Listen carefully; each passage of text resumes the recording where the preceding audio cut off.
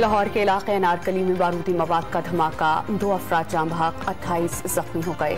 جان سے جانے والوں میں کراچی کا 9 سالہ بچہ ابصار بھی شامل۔ لاہور دھماکے سے تعلق کے شبے میں مشکوک افراد کو حراست میں لے لیا گیا۔ دھماکے میں 1.5 کلو خطرناک بارودی مواد استعمال کیا گیا۔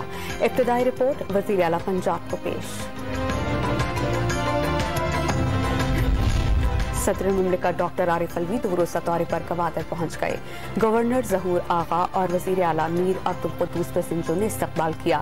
صدر مملکت کل بارڈر ٹریڈ اور دیگر اہم امور پر اعلیٰ سطح کے جائزہ اجلاس کی صدارت کریں گے۔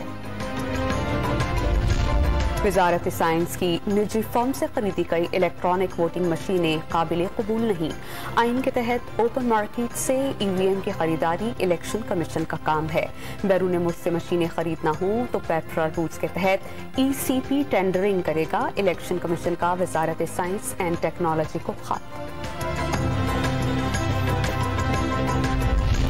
خیبر پختونخوا میں بلدیاتی انتخابات کے دوسرے مرحلے کے لیے شیڈول جاری۔ کاغذات نامزدگی 7 سے 11 فروری تک جمع کرائے جا سکیں گے۔ پولنگ 27 مارچ اور نتائج کا اعلان 1 اپریل کو ہوگا۔ Election commission of Pakistan. Syed Tariq Mahmood Alhassan overseas Pakistani اور ہیومن ریسورسز کے معاون خصوصی مقرر، نوٹیفیکیشن جاری۔